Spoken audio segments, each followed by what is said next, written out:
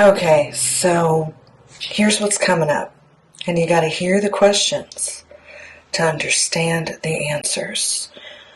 This is in regards to bloodlines, Enochians, celestials, prophecies, war, and some other things. I was asked to watch a video of this woman, which I do show after you see all the sessions, so it'll kind of give you an idea of what exactly is going on in my mind, what the light has told me about.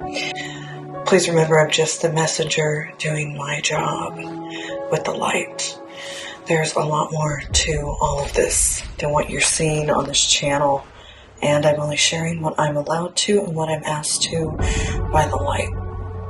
So, here we go.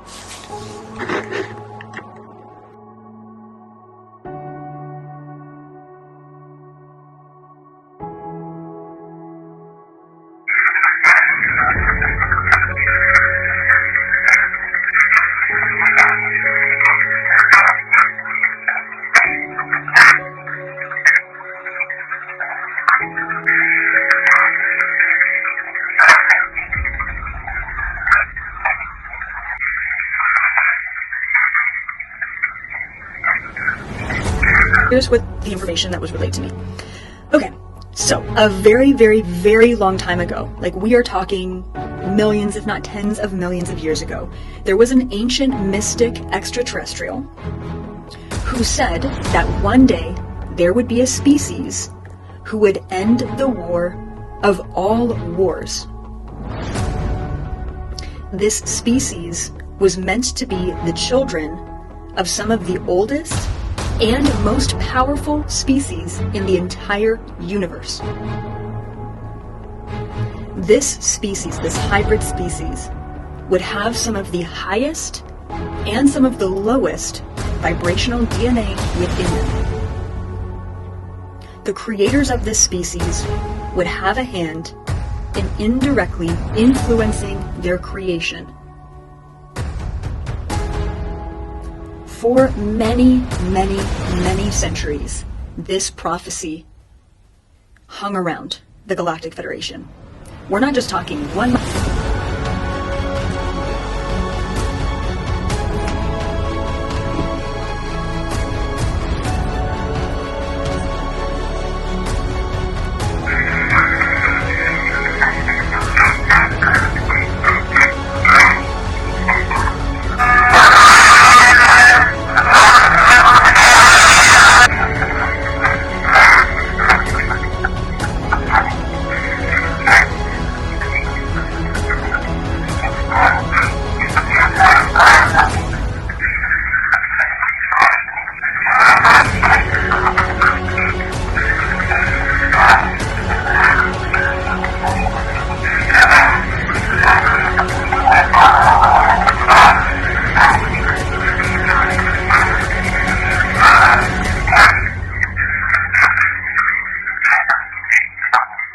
Check out this trailer.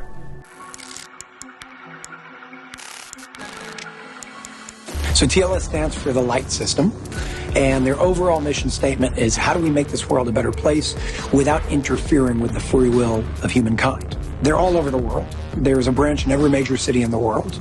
But when I say all over the world, I'm not just talking about planet Earth. We're talking about off-planet as well. You're talking about an intergalactic organization that's based here, that does things here. Most of the individuals are human beings, but they do work with extraterrestrial life. As crazy as that sounds, that's just what's going on. So that's what I have to share.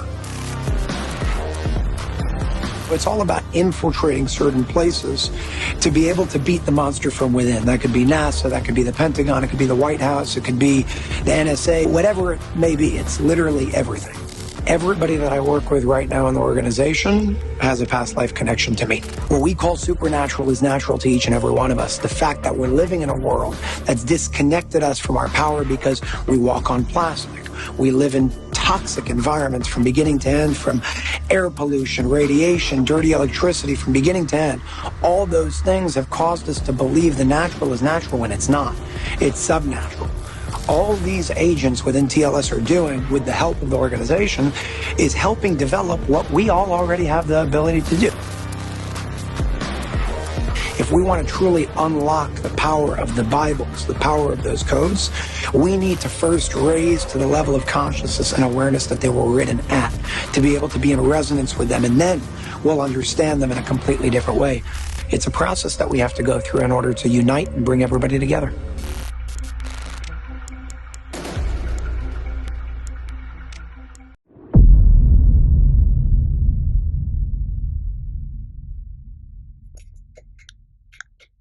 Okay, good afternoon, angels, protector, the eight, the light.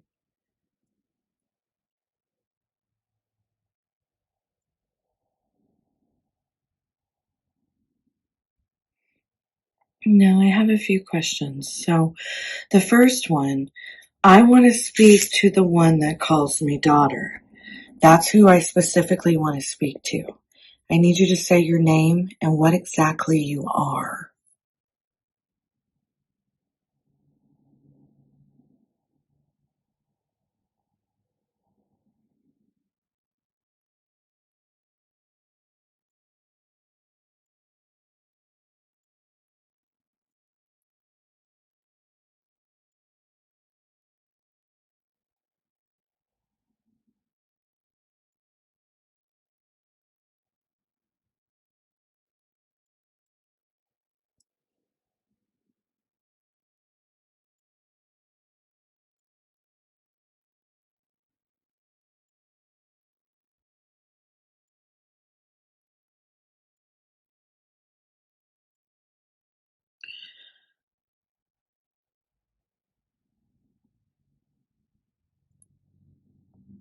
Why do you call me Princess of Starlight?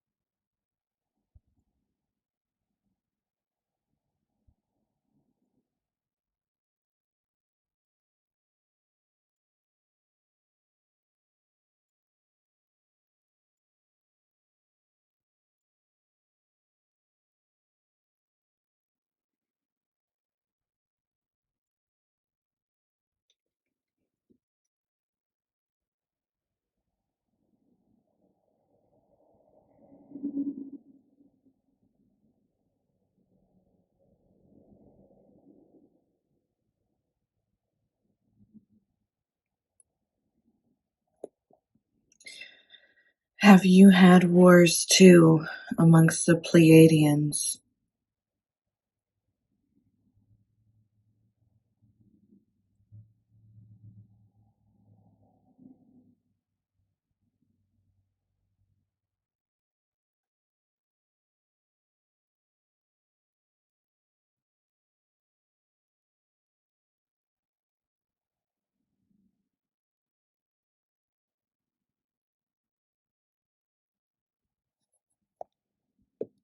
Thank you. Record longer next time. Good afternoon, angels, protector, the light. I have a few questions. So, the first one, I want to speak to the one that calls me daughter. That's who I specifically want to speak to. I need you to say your name and what exactly you are.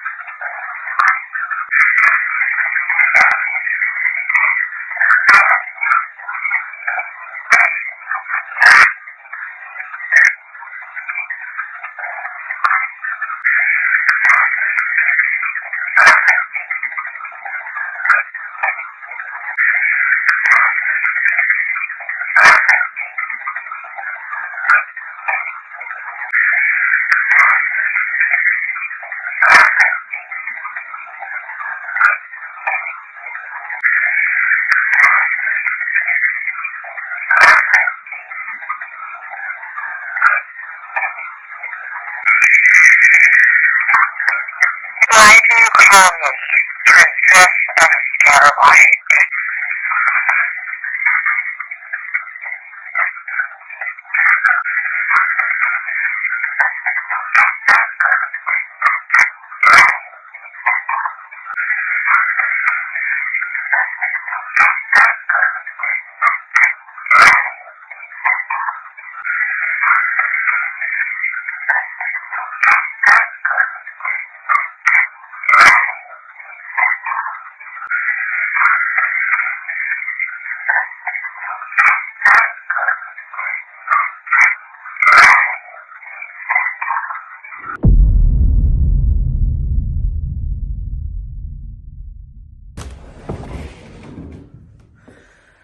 Okay, it's morning.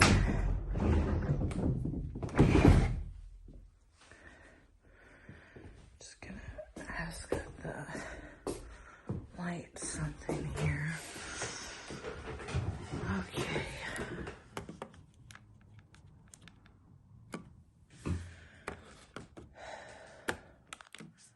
Good morning to the light.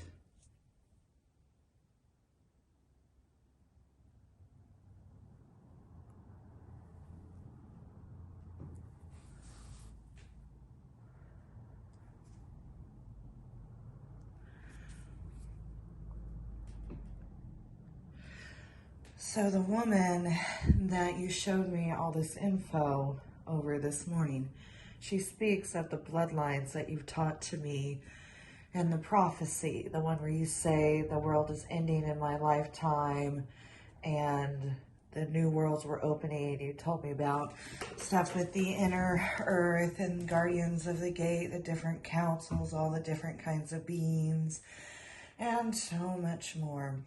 And you call me daughter and all these other things. What I want to know right now in this moment is she speaks of the ones who are hybrids. You always say I'm not human and I'm only half human. There's only one other person on the earth with my blood, but there's all these different kinds of hybrids and so many things, right? She said that this particular species that was, created with the most ancient celestial bloodlines and mystics and all that, and then and so forth, would be the ones who end all war. Is this the prophecy that you've been speaking to me about for the past few years, but mostly in the past 2?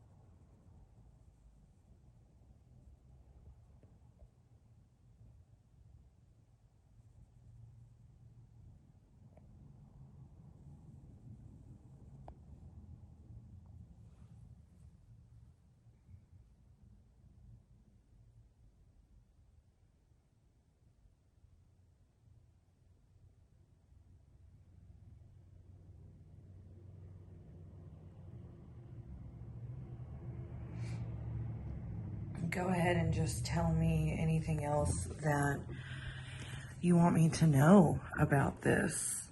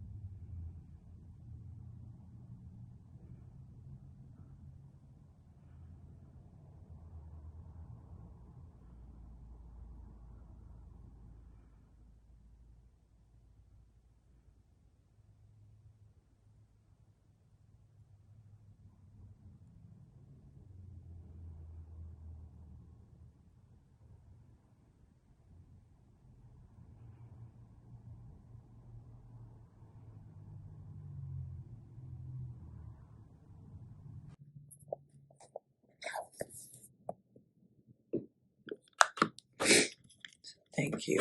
I'll get my other recorder in a moment. I want to make sure this one works. So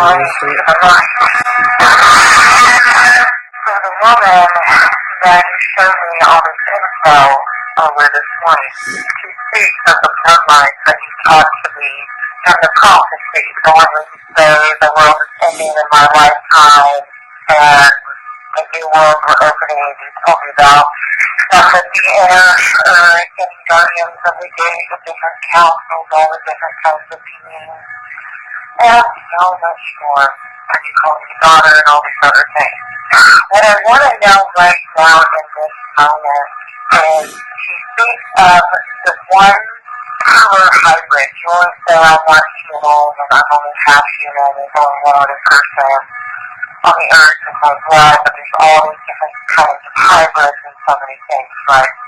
She said that this particular species that was, created with the most ancient celestial bloodlines and mystics and all that, and then so forth, would end, would be the ones to end all war. Is this the prophecy that you've been speaking to me about for the past few years, but mostly in the past two?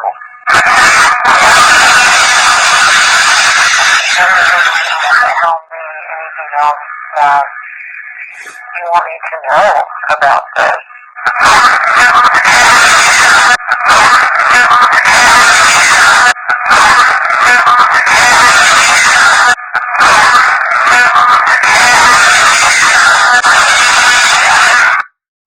Okay, let me get my other recorder real quick.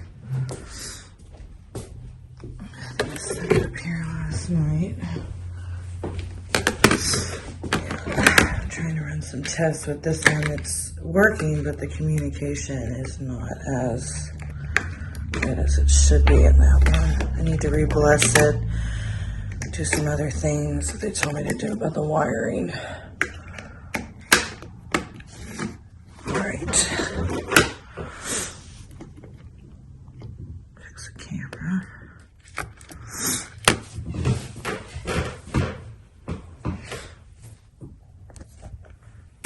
Start recording with these again soon, but good morning to the light.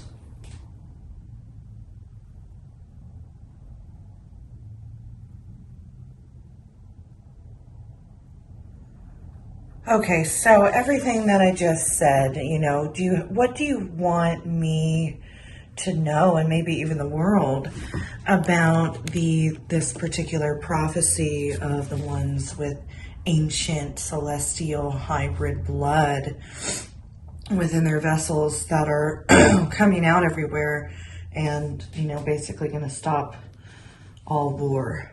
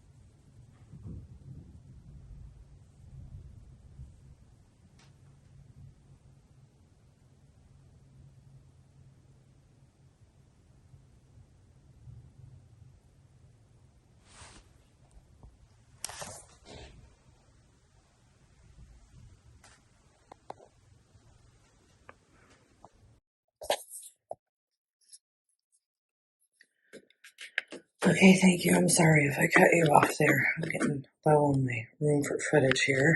Good morning to the light.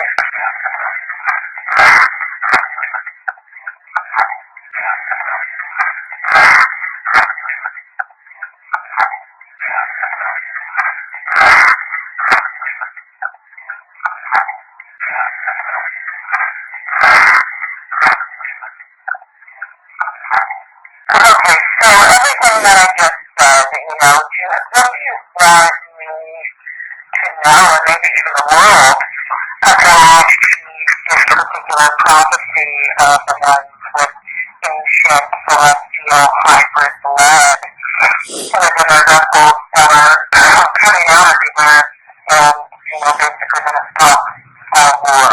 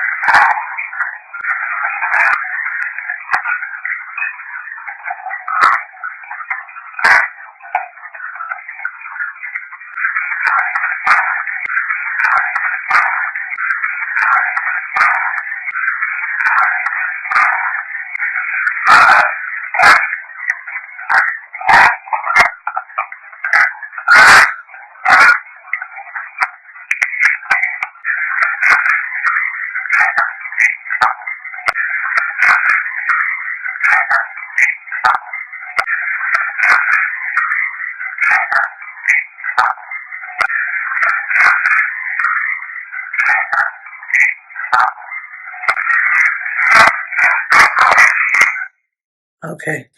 I'm going to get some coffee while I upload this to my computer. Here's what the information that was relayed to me. Okay, so a very, very, very long time ago, like we are talking millions, if not tens of millions of years ago, there was an ancient mystic extraterrestrial who said that one day there would be a species who would end the war of all wars. This species was meant to be the children of some of the oldest and most powerful species in the entire universe. This species, this hybrid species, would have some of the highest and some of the lowest vibrational DNA within them. The creators of this species would have a hand in indirectly influencing their creation. For many, many, many centuries, this prophecy hung around the Galactic Federation. We're not just talking one mothership. All of the Galactic Federation, throughout all of the universe, knew in this prophecy that this ancient, very well-known mystic had this vision, that there was going to be this species, once again, to end the war of all wars. However, year after year, generation after generation, this prophecy went unfulfilled, and the hope in the hearts of so many began to fade. And eventually, after many centuries, that prophecy became more of a legend, more of a fable, really, that you would tell your galactic children, that one day there will be that species that will help us all. But once again, just a story, just a fable, not reality. Oof, gives me chills. Until one day our solar system came into creation. And remember, these things take time. Take a lot of time. So at first, it seemed like really nothing special, other than the fact that this planet, in particular, planet Earth, was able to house a variety of life forms. But the diversity here was not unmatched by other planets. There are many other planets in the universe who can also house a variety of life forms and species. So once again, wasn't even on the radar of the Galactic Federation that this solar system and this planet was anything special for a very, very long time. So then along come the Draconians. If you don't know, it's another word for the reptilians. There are many different subspecies of reptilian, Draconians, and there's many other words for them as well. And there's a variety of them. Some have wings, some have tails, some have no wings and no tails, and so on and so forth. Some are taller, some are shorter. Anyway, so the Draconians arrive on planet Earth. And at that time, planet Earth was still in its infancy in a lot of ways. Now, the Draconians basically ruled during the time of the dinosaurs. And they ruled for quite a long time. They were the most intelligent and technologically, spiritually advanced species on planet Earth for generations. And they lived hundreds of years. Many generations they ruled. This was their domain. This was their planet. Okay? All right. Then along come the Annunakki, because the Annunakki needed some of the resources that were on planet Earth. And you might have heard this before. There are ancient Sumerian tablets and even different ancient books. I don't know if it's the Book of Thoth.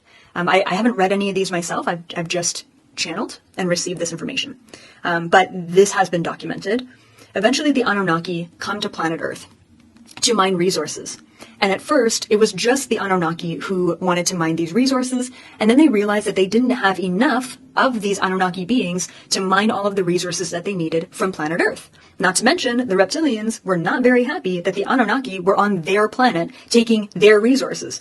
Even though the reptilians didn't have any need at all for gold, they didn't really like the invasion, and it was a bit of a standstill, I would say, because the Annunakki were extraordinarily more advanced than the reptilians. In so many ways, the reptilians on planet Earth were very rudimentary. Yeah, they were way more advanced than, say, the dinosaurs who were here, but they were still quite rudimentary. And yes, they had technology, but still very rudimentary compared to these highly advanced creator beings, which is what, some individuals refer to the Annunakki as. And I'm not even going to get into why they're called the creator beings. Anyway, so the Annunakki said, okay, reptilians, how about this? How about you help us mine this gold? And the reptilians were like, no freaking way. Like, you're on our planet, we're not going to help you with this. If anything, we want something from you. And eventually the Annunakki decided to create a species of being. Now, they've done this before, so planet Earth and human beings were definitely far from the first being they've ever created. The Annunakki have and now I'm going into why they're creator beings. Before that, they had a very, very long history in creating other humanoid-looking beings all across the universe. So some of the oldest species in the universe were actually created, or at least assisted in their developmental evolution from the Annunakki, such as the Pleiadians. Yep, you didn't know that, but now you do. The Pleiadians were actually created, in part anyway, or at least assisted in their evolution by the Annunakki. And once again, the Annunakki have had hand in many other beings. Now, the Annunakki are a little bit irresponsible. They will create beings, typically for their own need, and then they will abandon those beings and move on. And over time, these beings grow and develop and flourish, and some of them die off, but some of them grow and develop and flourish and become Pleiadians, or humans as well. So here's what happened. The Anunnaki took a foundation of DNA on planet Earth. They developed their own sort of being, okay, with those foundations. And now the reptilians were really pissed off. They're like, whoa, whoa, whoa. So here you are coming to our planet, creating another species for mining our resources. What are we getting out of this? And the Anunnaki said, well, I mean, if you wanted to, you could have some humans too, right? There are slaves. They could be your slaves too. Like if you want to do something with them, you could. And that is when the little light bulb went off with the Galactic Federation. So one of the main reasons or purpose of the Galactic Federation is to take the laws of the universe and ensure that every species, every civilization in the universe is abiding by those laws. So in that way, the Galactic Federation doesn't make up their own laws. They just abide by the laws of the universe, and they ensure that everyone else is abiding by them too. That being said, when a very highly advanced species like the Anunnaki decide to just create a new species somewhere in the universe, it's highly monitored and highly watched, right? And there's many different kind of checks and balances and different councils that have discussions on, is this ethical? Is it breaking any of the laws? What is the kind of the future projection of this species, and so on and so forth.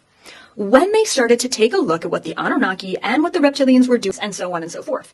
When they started to take a look at what the Anunnaki and what the reptilians were doing here on planet Earth, this ancient, lost, old legacy, this prophecy, this fable came back around.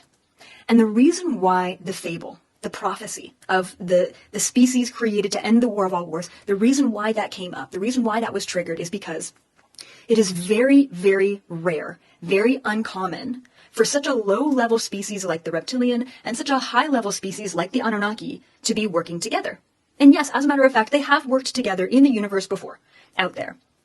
Have the reptilian, the draconians, and the Anunnaki ever created a species together? Absolutely not. And so here we have the birthplace of human beings, but we also have the realization that this planet, this new budding civilization, this new budding species being created by the Anunnaki and the reptilian, that this was going to be the birthplace of that civilization, of that species. And so then the Galactic Federation said, okay, let's continue this.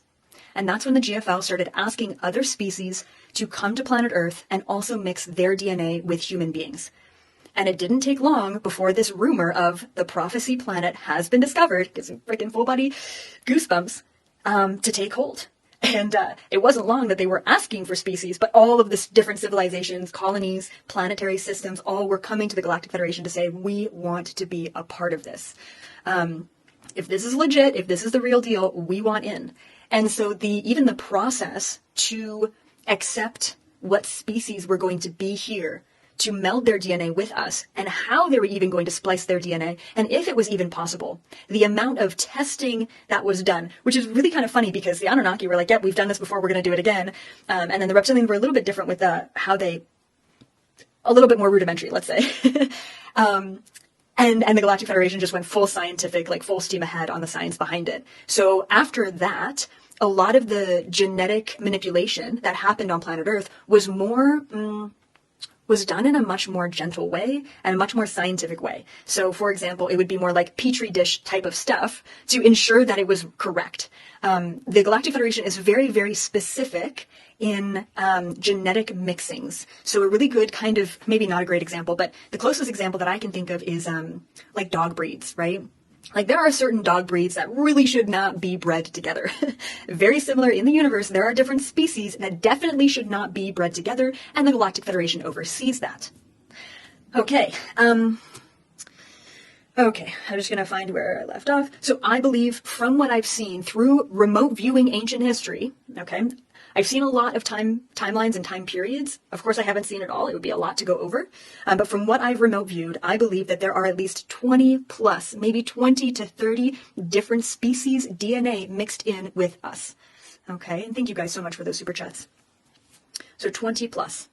Now, ever since this was discovered as the prophecy planet, we have been so closely monitored. We have been incredibly monitored. Like this whole planet's on lockdown, and anyone who wants to come in has to get approval.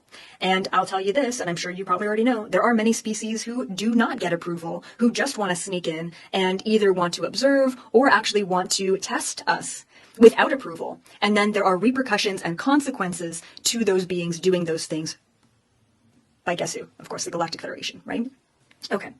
I'm going to kind of skip ahead a little bit. So a part of my like curiosity and remote viewing on who we are and how this all unfolded and all the species that mixed with us and so on and so forth and whatnot. I want to tell you about a very specific, very powerful, it's not a vision. It was just a remote viewing. It was just a piece of my remote viewing history.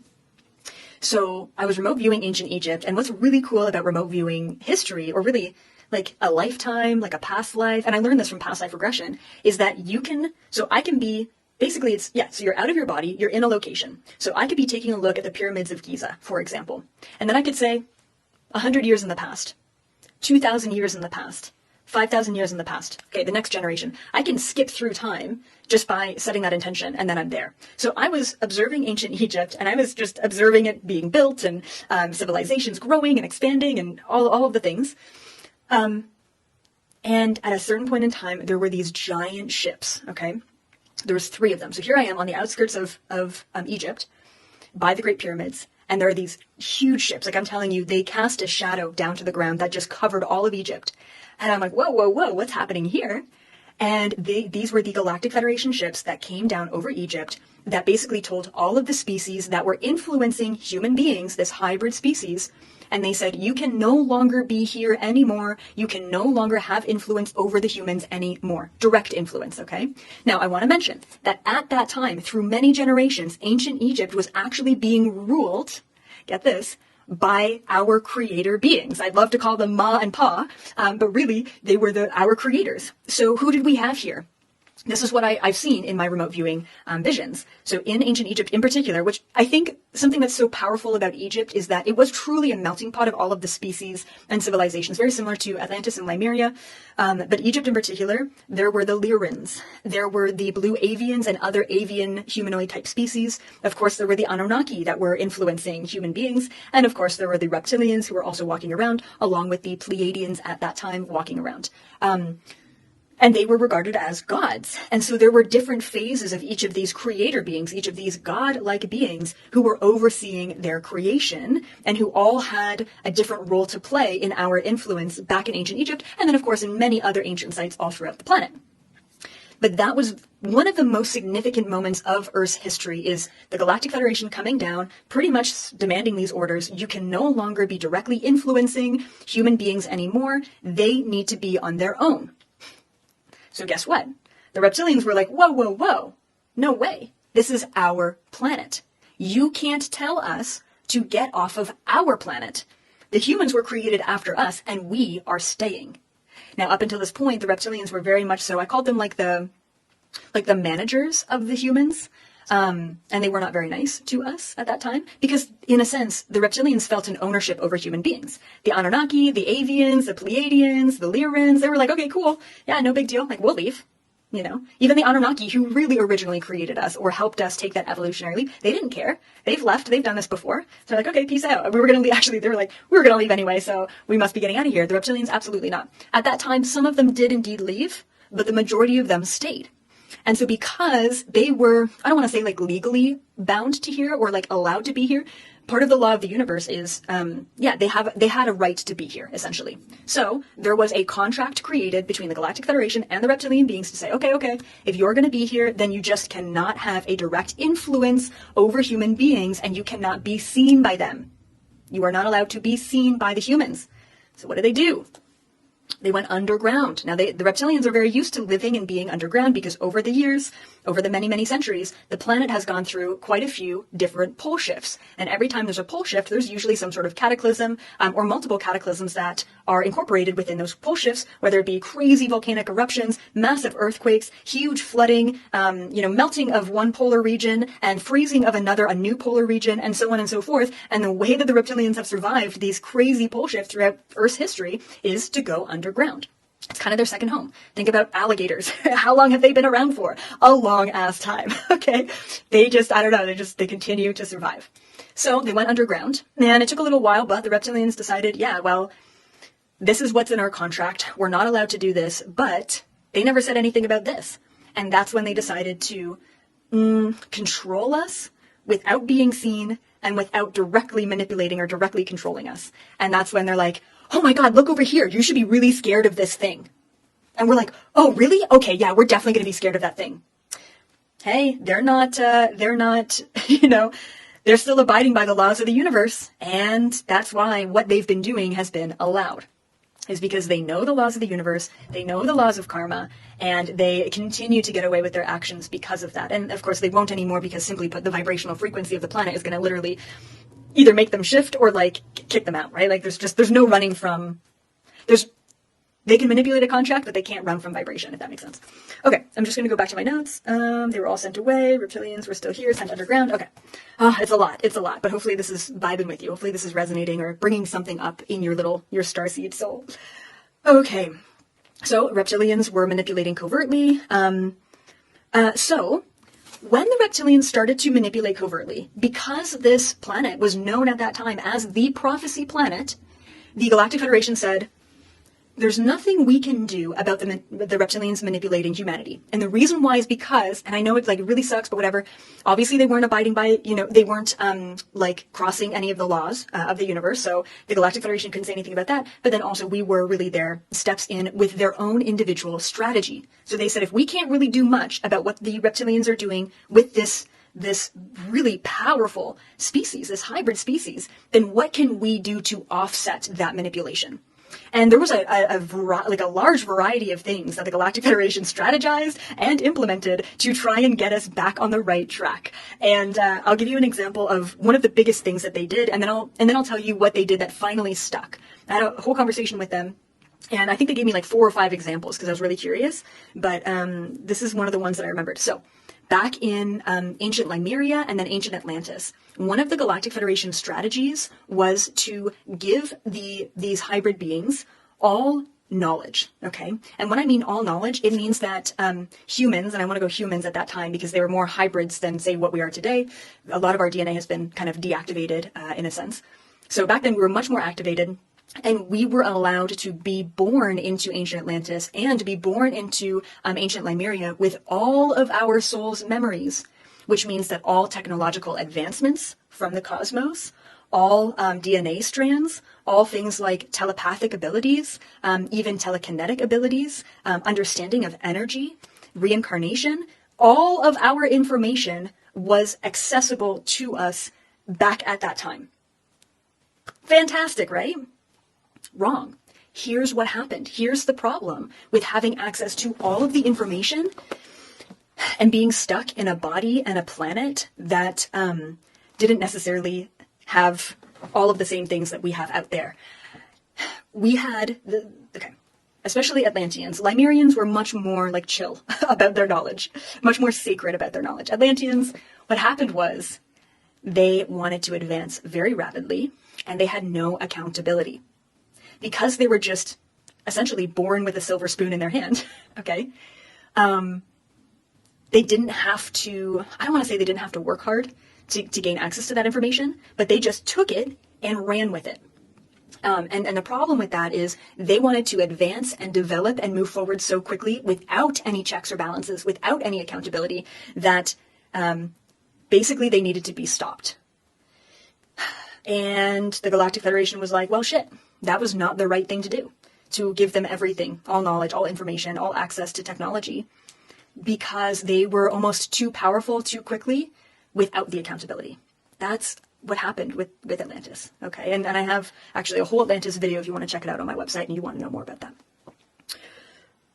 Okay. Yes.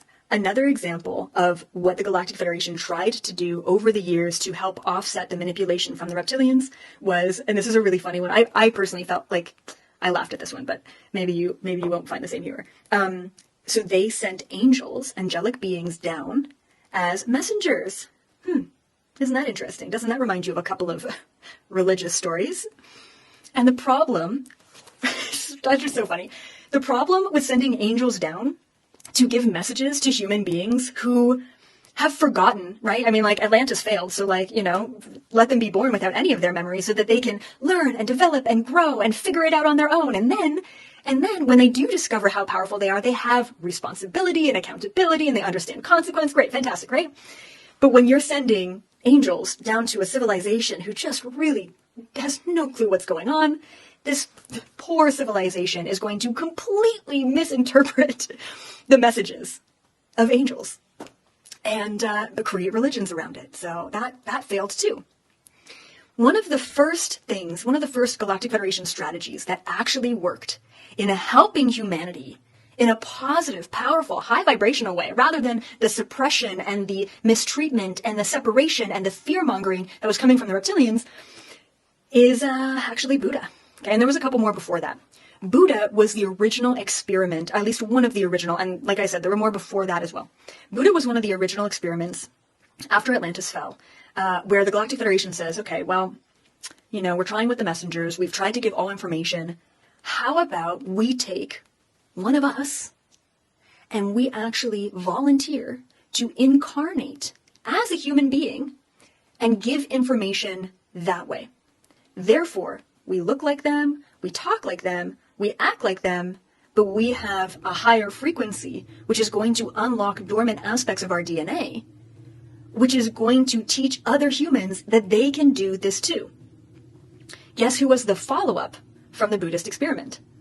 That's right, good old Jesus, bringing religion in again, right?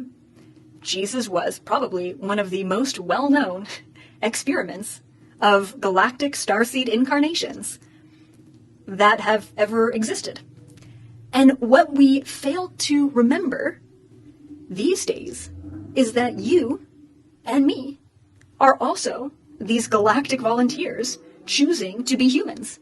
The problem is that the first lifetime that you chose to be a human, all of that time ago, you're like, yes, you're so pumped up to help humanity shift into a higher frequency, give all the information, bring back your remembrance. And then really shit hit the fan, and it was really difficult to be a human, and it was very dense here, and there was a lot of emotion and confusion and misinterpretation of what you're trying to teach. And you got a little bit disappointed, and then you reincarnated again, and got a little bit more disappointed, and reincarnated again, and then all of a sudden, you kind of gave up on your mission. Because you're like, screw them. They're just not getting it. As a matter of fact, I'm getting killed every single time I try and change someone's mind. So, yeah.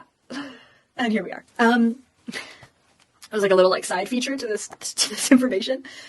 So finally, it was through the experimentation of galactic volunteers that the Galactic Federation finally understood how they could help, in an indirect way, this very highly prophesized planet Earth and very highly prophesized species.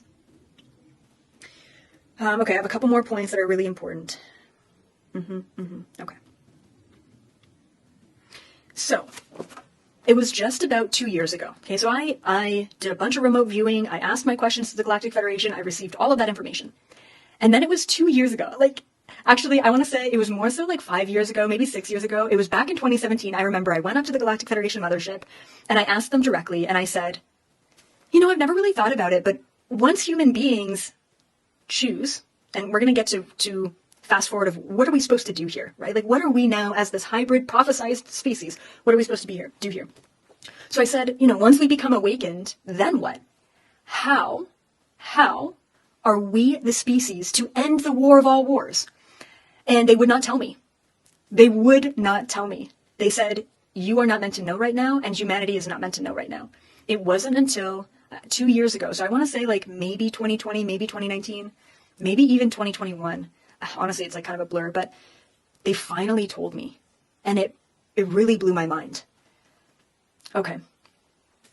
So I always originally thought, upon hearing all of this information about our history and our development and the prophecy, I always thought that, okay, well, human beings have some of the highest and some of the lowest vibrational DNA in the entire universe in our body. We have that in our body.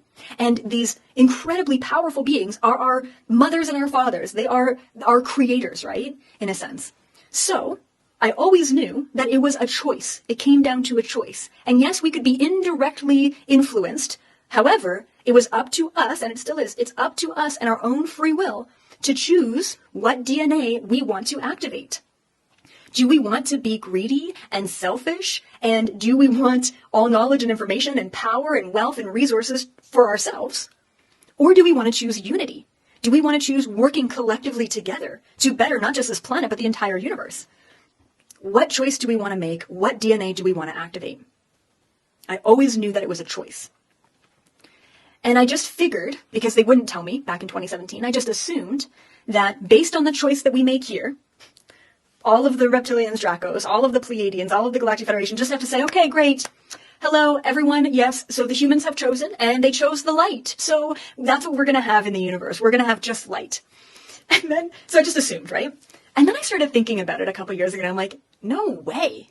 No way will the Draconians just be like, yep, the humans have chosen. And because we created them, or we helped create them long, long ago, we're going to respect their choice, right? There's no freaking way they're just going to concede. It's just not going to happen.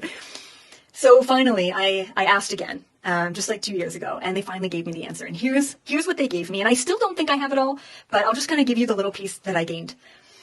Essentially, they told me that, as always, take it or leave it, okay? Just don't shoot the messenger. They told me that human beings are so powerful that we are a threat to the ones who, we're a threat to the lower to once again make that choice and create that influence. However, if we choose the dark side, we are a huge asset to their team, right? No matter what side we choose, we're a massive asset to either side, just because of who we are. So I wrote it down. Let me just see if I can read this. So the awakened humans from Earth, that's what we're called, the awakened humans from Earth, become the overseers of the universe. There is no stopping us. That's the message that came through. We become so powerful in making a choice and understanding who we are that there's no other being that will be able to contend, not with us now, we're still literally cavemen, okay? But our future selves become so powerful that all of the lowest vibrational beings cannot keep up with their antics anymore, if we choose the light, okay? Now, this kind of reminds me of, this is just such a random reference, but in Super Mario Bros, there's a little creature called Jigglypuff. You know that like pink, like that cute little pink thing that like sucks Super Smash Bros. That sucks the power from another character and then becomes that or has that power and that ability. Okay. Also reminds me of the character, I'm like nerding out here, the character Rogue from the X-Men. She touches another mutant and obtains their ability. We are like that. And then the other thing, when the Galactic Federation finally told me that it's not just a passive role we're going to have, it's very much so an active role we're going to have in correcting the universe and ending these wars, it also reminded me of Superman, okay? Because Superman was essentially, when he was younger, he wasn't a threat. He just wasn't a threat. He was vulnerable himself. We are being manipulated when we are in our infancy so that we choose that dark side. So that all we want is greed and power and control and resources. We are being bred to create that as a reality. The funny thing is, though, is the more they push corruption, the more they push fear, the more they push lack, the more starseeds are awakening to wanting the opposite. The more we want unity, the more we want equality, the more we want connection and authenticity and accountability and responsibility, the more corruption we see in the world, the less we actually want to choose it. And this is the problem that the dark side gets into every single time. They think they've got it all figured out, but they have no idea how the light works. And how it works is when you taste something, it doesn't taste good. You're like, I don't think I want that. I don't think that sits well with me. And so I want to leave you off with this. Our mission. Our mission as galactic volunteers. Our mission as starseeds. Our mission as one of the most important species to ever exist in the entire universe. Sitting here, drinking our coffee, watching YouTube on this floating planet that's quite small in relativity. Our mission here is to utilize our free will and choose.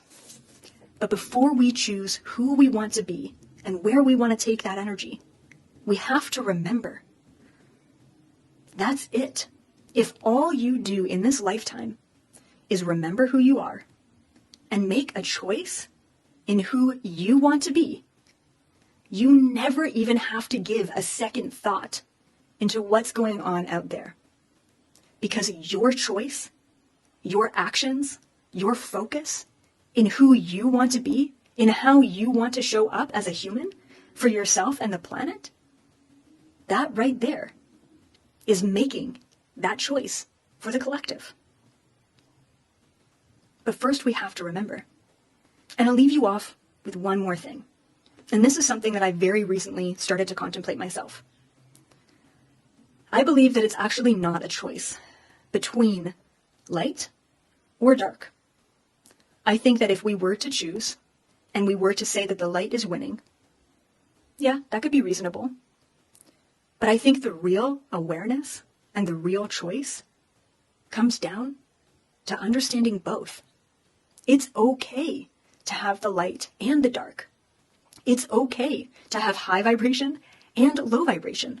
As a matter of fact, we live in a binary system. We need to have both. If this universe was just all light, there would be no purpose for individual incarnation as we have it. The entire existence of this universe would cease if we were just light. Therefore, I don't think the choice is between light or dark. I think it's to choose neutrality. I think it's to choose objective awareness. I think it's to accept the darkness just as much as we accept the light, on the condition that whoever wants to be separate from source can be separate from source, and they are not meant to cross that line, battle the light. It's not meant to be a battle. We are supposed to have peace in the universe. And I believe the only way we can have peace is if we activate that source frequency within us, which activates the DNA within us. That DNA gives us the abilities of 20 plus different extraterrestrial species. And with those abilities, we can then enforce neutrality throughout the entire universe. Instead of having just dark and just light, if every individual being accepts and understands and holds both within themselves, then we can continue to be dualistic while also being closer to source than ever.